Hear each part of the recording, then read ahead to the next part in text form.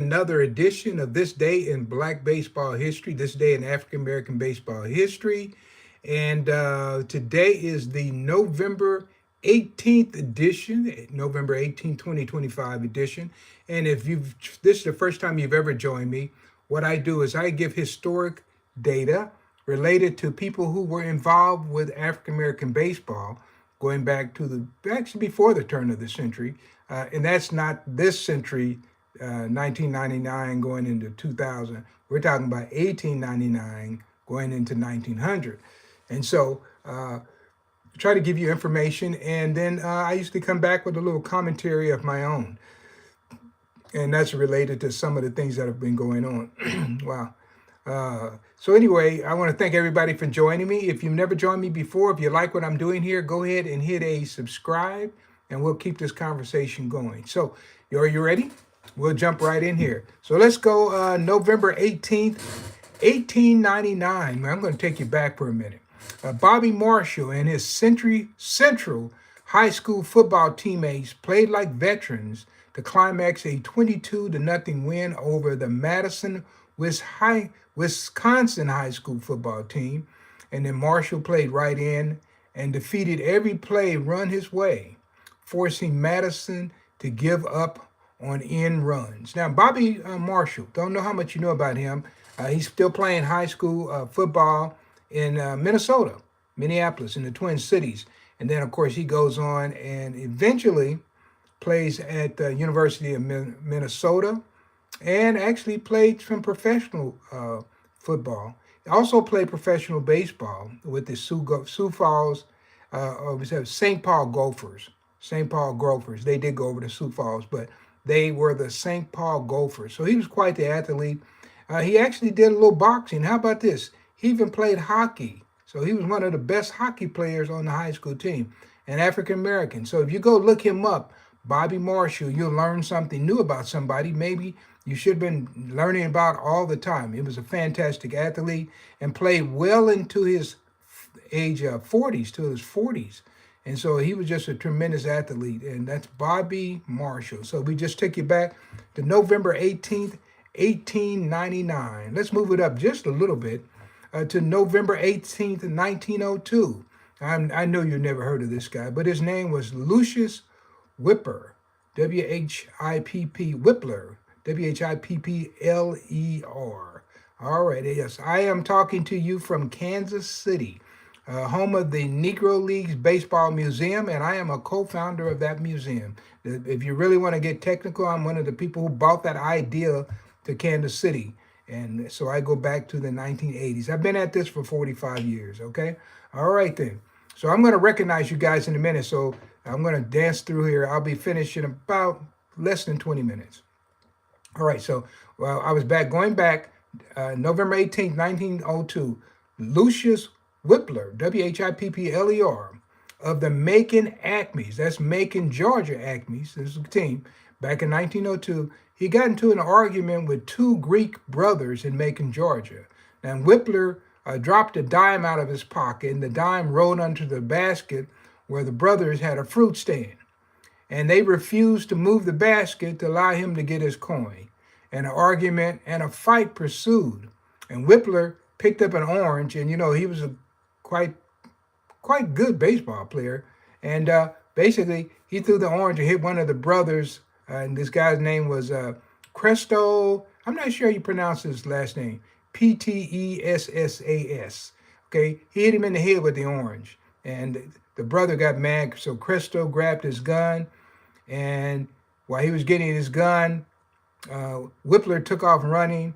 And so anyway, he shot 3 times. All 3 bullets missed Whippler. But the interesting thing, Whippler appears in many box scores, but the only reason we know what his first name was is because he was involved in this story and they mentioned his full name.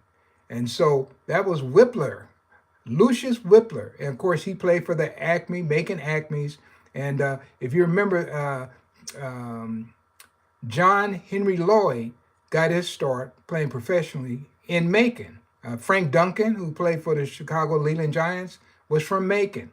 So they had always had good baseball in Macon, but How many people ever heard of Lucius Whippler? Interesting. All right, then. Okay, now I'm going to stop right now because I want to say hello to a few people because everybody doesn't stay in here for the entire broadcast. And boy, here's another name. I can't. Rajveer Tripathi, Tripoli, maybe. Okay, and then somebody says Mercy Haas. Say hello there, and then somebody says, let's see who we got. We got two guys. They're talking to each other. So okay. So, but one of them looks like he's from India, and I'm not sure where the other guy's from. But anyway, greetings from India, and so he was telling where he's working. But yeah, they're having a conversation themselves. So I guess they're meeting each other through this baseball website. I don't know how much you know about baseball, but we're talking about baseball that was segregated in America. And so at one point in time, they didn't allow African American players to play in the National American League and minor leagues. And so what I'm doing is giving you their history because it's a glorious history that's not being talked about nearly enough. And most people don't know, even if people don't even know that the leagues were separated. All right. So, all right, here we go. So we're going to go to another one. Now, this is November 18th, 1905. Okay. So now in football action, that's American football action. Minnesota crushed Nebraska 35-0 at Minnesota's Northrop Field. Okay, remember the other guy I told you, Bobby Marshall, was still back in high school? Well, now he's in college. So Bobby Marshall, the baseball player, football athlete, played left end. His play, said the Minneapolis Journal, was brilliant on defense, and the newspaper said that he played everywhere. He was all over the field. So this Bobby Marshall played both sides of the ball, but he was actually an extremely well athlete. So when not playing baseball, guys, he played other sports. And how about this? In the wintertime, if he had to take a job, he worked as a waiter in a restaurant. So this guy was all over the place. But yeah, Bobby Marshall, and there's some great pictures of him online. I'm gonna have to pull some things out so you can see some images of him at one time. So somebody says, I know baseball. I also hit a home run. All right then. Well, we're going to try to hit a home run with this information today as well. Okay, let's keep it rolling. Okay, November 18th. 1949, we're jumping around. So we went from 1899, now we're up to 1949. November 18th, Jackie Robinson, Brooklyn Dodgers batting champion, received the National League's most valuable player. And he batted .342 that year, and that's Jackie Robinson. Of course, Jackie Robinson was the first African-American, modern-day African-American baseball player to break into the National League. So today, all over the league, they have retired as number 42, and most people know that. If not, if you see, there's no player in the American National League now who wears number 42 because that number has been retired all over the circuit. All right. Okay, so that is Jackie Robinson winning the MVP. And let's see, we got November 18th.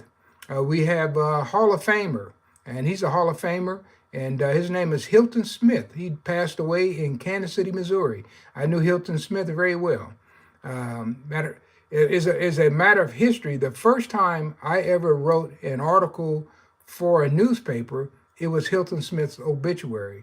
So I wrote that in 1983, the first time. I've written many articles since then. I wrote a lot of articles around 84, 85 for the Kansas City Call, but one of the first ones I wrote was about Hilton Smith. I knew him. He lived on Bill Fountain Avenue here in Kansas City, and his wife helped me a great deal. And of course, through her, I was able to put some of the information together for various teams that he played on. And so that's Hilton Smith. Hilton Smith had one of the best curveballs in baseball. And I remember as a kid around Kansas City, he coached, and he was coaching for Safeway's, grocery store. They had a team there, and they played around in our community, and he was a manager of Safeway. And I think Frank White, who played for the Kansas City Royals, I'm almost sure that he played for Hilton Smith as well. So Hilton Smith, Kansas City native, and he ended up working at, I can't think of the name, but they they made aluminum, and so he worked at that factory there in Kansas City, Alco Aluminum, and so he worked there, and that's where he retired from. Hilton Smith. All right then, so let's go to one more. How about infielder James Red? They called him Red. Robert Moore from the Atlanta Black Crackers. He is born in where is he born? Atlanta, Georgia. I knew Red Moore also. Years ago, we made an appearance. It was Red Moore, myself, and George Foster of the Cincinnati Reds was supposed to be there, but he didn't make it in. So Red Moore and myself pretty much carried it, and that was down in Macon, Georgia. I forget what year that was. It was sometime during the 90s that we did that. So anyway, that is a little bit of history that happened on this day. Now, somebody's asked me some questions. Let me see if I can answer. When I was a kid, I saw for the first time in a Japanese cartoon. Not sure. You guys got a lot going on here. Well, I can't really see what your questions are, but I do see you. So what I'm going to do is I'm going to chime off now, but if you are interested in baseball history, this is the place you can come, and we talk a lot about baseball history, but I try to give you commentary on things that I have experienced in my years in being a researcher. I also want to say a famous baseball player born today is Gary Sheffield. You probably heard of him. He was born in Tampa, Florida. So anyway, guys, that just gives you an idea of some things that happened over the course of time. And here lately, I've been reading some all-star lists and doing some other things like that. But here's what I'm trying to do. Long range. What I want to do is build a network where people can come and get reliable, steady information on the Negro Leagues. Now, if you don't know much about baseball, maybe you don't know which question to ask. But if you do like baseball and you have legitimate questions, think about those questions. And when I come on live, you can just go in and respond to those questions and ask me those questions, and I'll try to give you an answer. So before I go out of here, guys, I'm only been on 12 minutes, and that's a short one for me. Do you have any questions related to any of the things I've said today or any specific players? And I'll answer that question, then I'll gracefully go back and do more research. By the way, if you like what I'm doing here too, guys, I have a number of books out. So if you search on Phil S. Dixon, or you can go to my webpage, it's Negro League Baseball Alive. So that's NLBalive.com.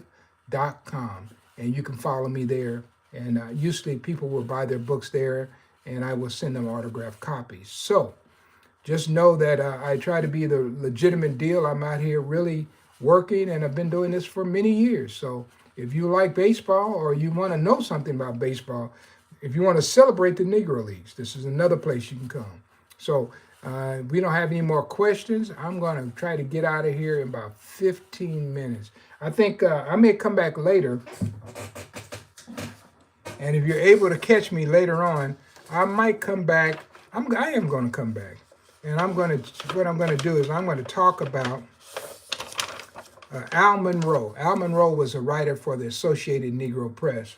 And I'm going to talk about his 1922 Associated Press, and this is going to be the All-Negro National League All-Star team that he selected for that year. And actually, there's one person that's playing in the East that he selected, but at that particular time in 1922, they didn't have the Eastern Colored League established. So the Bacharach Giants, who was the guy he's talking about, would come and they would play the various teams in the Negro National League. So Al Monroe selected one of these guys is his best. Actually, he selected two people from the Bacharach Giants. So anyway, you're going to find this interesting. I don't know if you have any idea who these players are, but there are people in here that I can tell you information about that you will enjoy knowing. So guys, that kind of does it for today. And I want to thank everybody for joining. And if you like what I'm doing, go ahead and subscribe, guys. And we'll be back tomorrow to do the same thing with this day in Black baseball history. And tomorrow will be November 19th. And I'm just looking over some things I have here. And man, I got some good stuff for tomorrow. Oh man. Got some really exciting things. So you want to make sure that you catch this broadcast, all right? So guys, go ahead and subscribe and then just hang in there.